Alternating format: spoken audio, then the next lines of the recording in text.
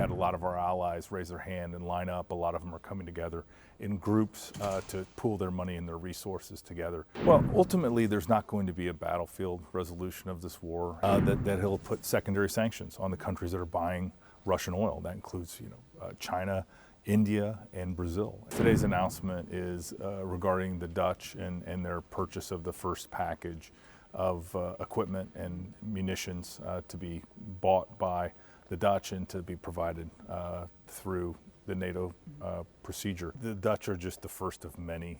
You're going to see a series of announcements in the coming weeks. When we announced this facility that allowed our NATO allies to buy U.S. equipment and provide that to Ukraine for their defense, we had a lot of our allies raise their hand and line up. A lot of them are coming together in groups to pool their money and their resources together to provide these armaments and munitions. And so, it's the whole purpose of NATO, and what makes this alliance the strongest is this platform we have to communicate amongst allies and to really talk about these issues and come up with solutions. Well, ultimately, there's not going to be a battlefield resolution of this war. It's going to have to be through diplomacy and through negotiation.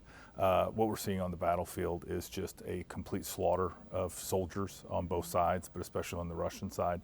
They appear to be willing to throw a lot of bodies and kill a lot of their fellow countrymen. But at the same time, President Trump wants this war to end. He knows we need a ceasefire and ultimately an enduring peace process and deal.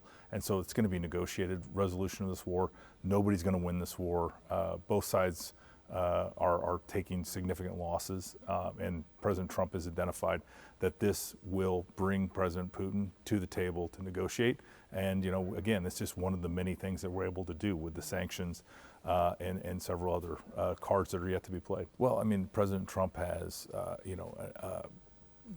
announced that if this deadline comes and goes and there's no ceasefire and Russia is unwilling to end this war that's killing thousands of soldiers every single day, that he'll put secondary sanctions on the countries that are buying Russian oil. That includes China, India, and Brazil. And those countries are certainly subsidizing the war. They're providing the cash that Putin requires to continue the war effort, and President Trump sees that and has identified that as the next lever that's available to get this war to end and end the killing.